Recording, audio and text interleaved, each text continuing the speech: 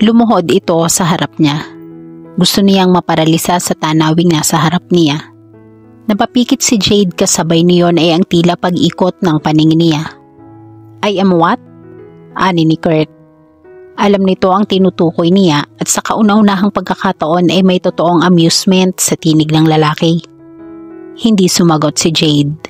Humigpit ang yakap sa mga binti. Open your eyes. Hindi matanggihan ng dalaga ang tinig nito at sumunod pero tiniyak na ang mga matay sa mukha nito nakatuon. He cupped the back of her head and kissed her again. Subalit pilit kumawala si Jade. Fear in her eyes. Now, you're very insulting, Jade. Ani ni Kurt na patuyang ngumiti. Hindi malaman kung ano ang iisipin sa dalaga. Some women were a bit surprised with his body, but the desire in their eyes were obvious as if they couldn't wait enough to consume him. At kung may isa mang bagay na hindi sila nagtalo ni Elaine ay pagdating sa kama, though she was a petite woman kumpara kay Jade na may kataasan. Pero takot ang nakikita niya sa mga mata ni Jade, and she wasn't faking it. Gusto nitong mapahalakhak. Turned chicken at the last minute, Cherry? Bulong nito and captured her earlobe and bit it. Napaungol si Jade kasabay ng paggapang ng kilabot sa buong katawan. Kurt's hand went around her and traced the softness of her back.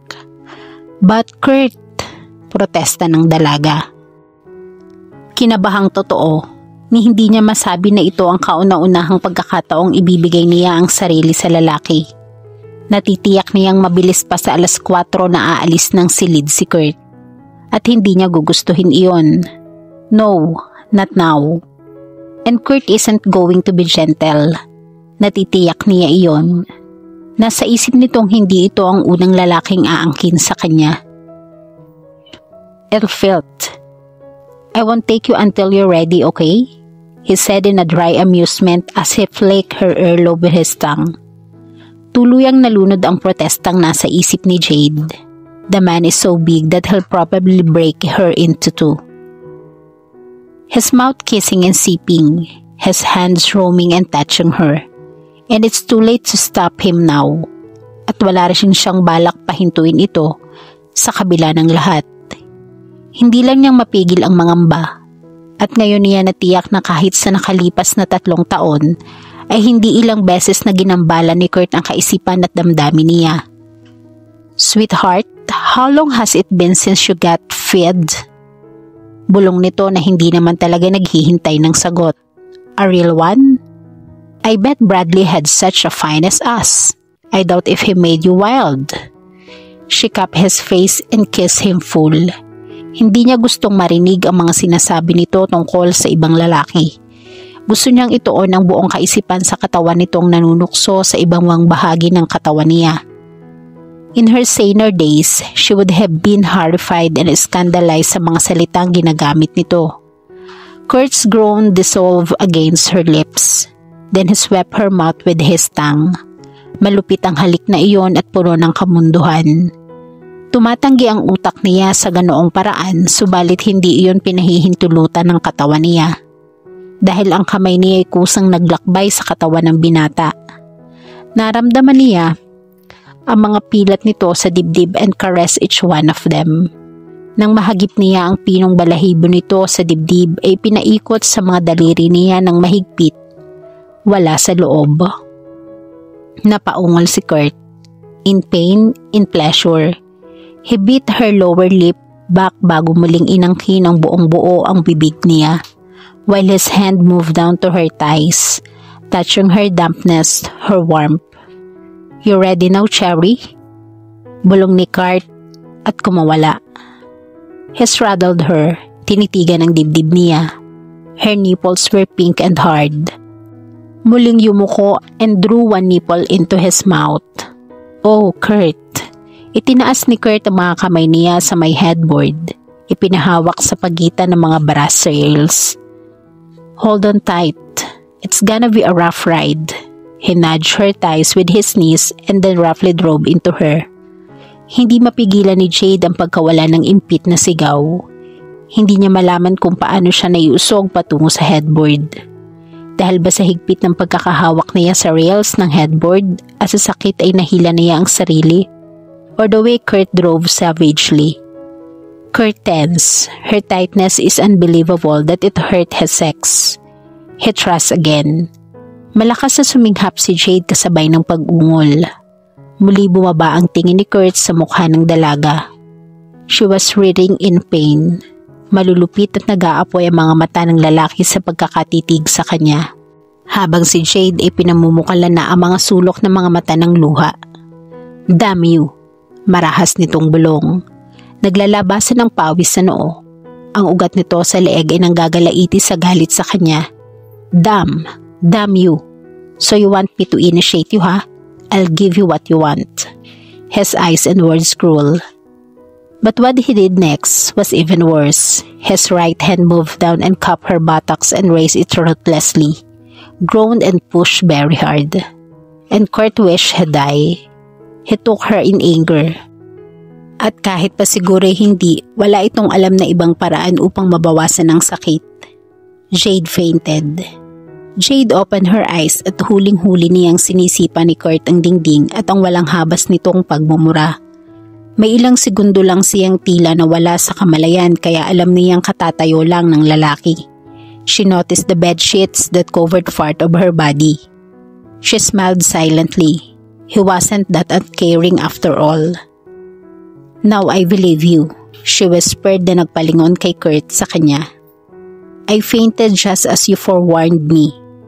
Shut up, and I broke your record, Kurt.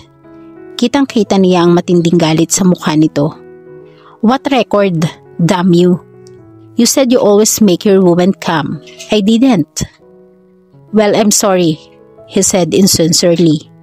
I'm a lousy guy. Humakbang ito patungo sa pinagsaksakan ng tuwalya at akmang dadamputin ng awatin niya. You won't leave me like this, Kurt. That would be the height of selfishness. Muling napatingin ng matalim sa kanya si Kurt.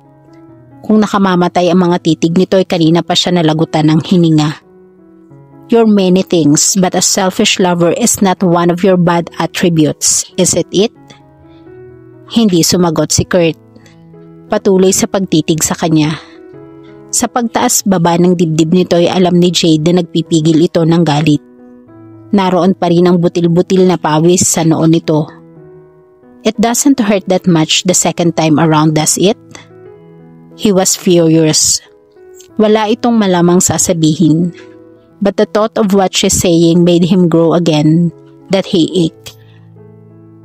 At kahit ito'y nagulat sa reaksyon ng sariling katawan, Jade wasn't shocked anymore by his immodesty, but she was mesmerized. From half arousal, she saw him harden to the fullest, and he was beautiful and proud. Sa pagkakataong iyon, ang takot ay may kasamang init na gumagapang sa buong pagkatao niya. She's hurting but the thought of him inside her made her hot and damp again. Tumaas sa mga mata niya sa lalaki. Make it up, Kurt, bulong niya. Totoong nasaktan siya nito. He couldn't help it. Kahit sa anong paraan ay masasaktan pa rin siya.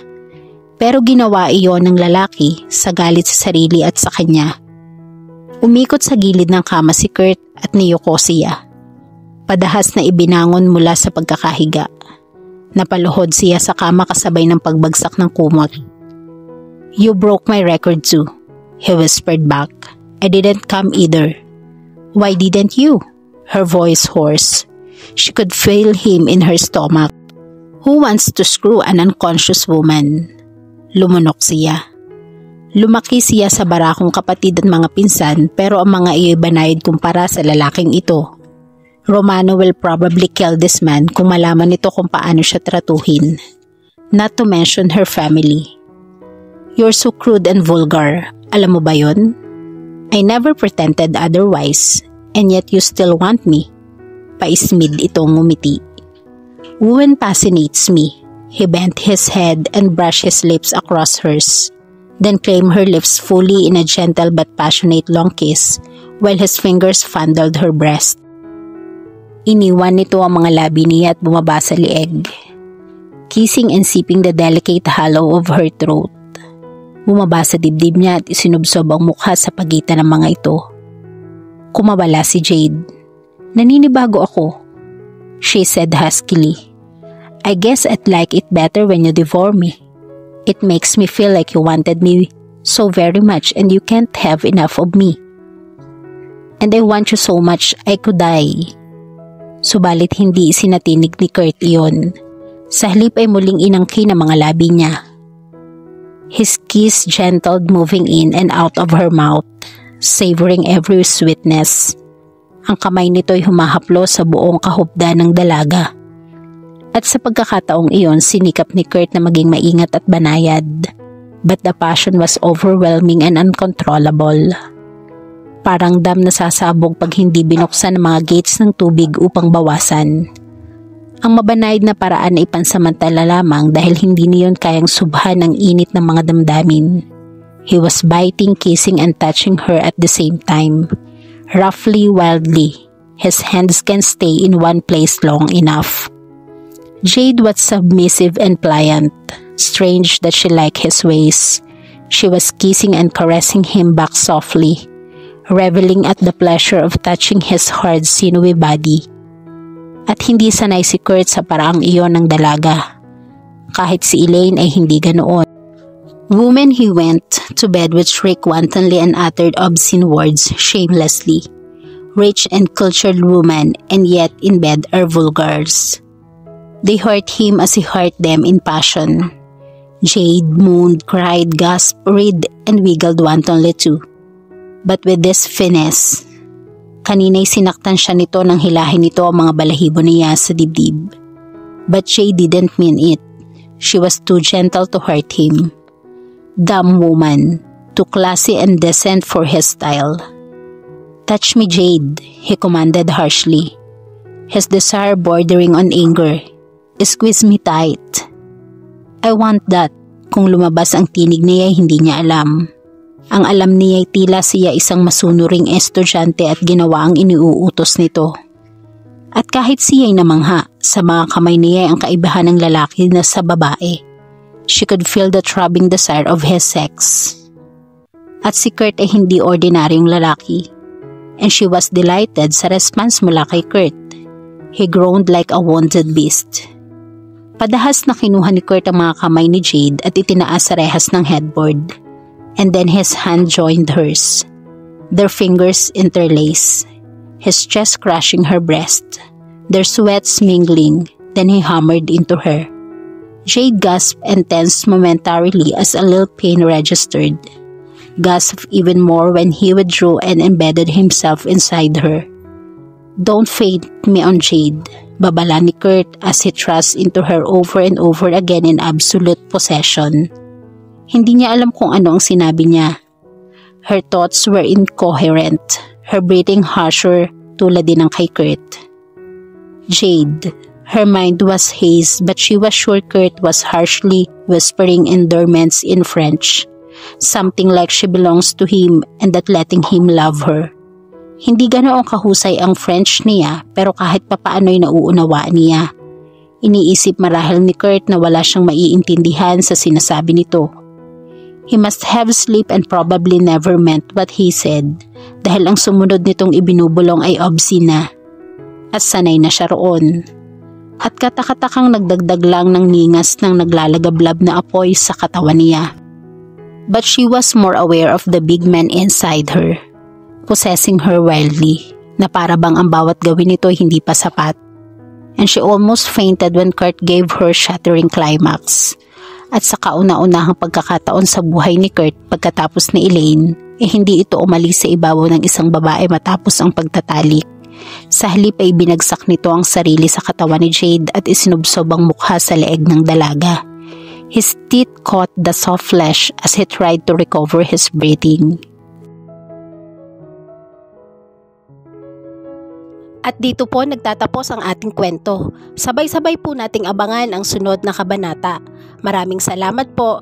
God bless and stay safe.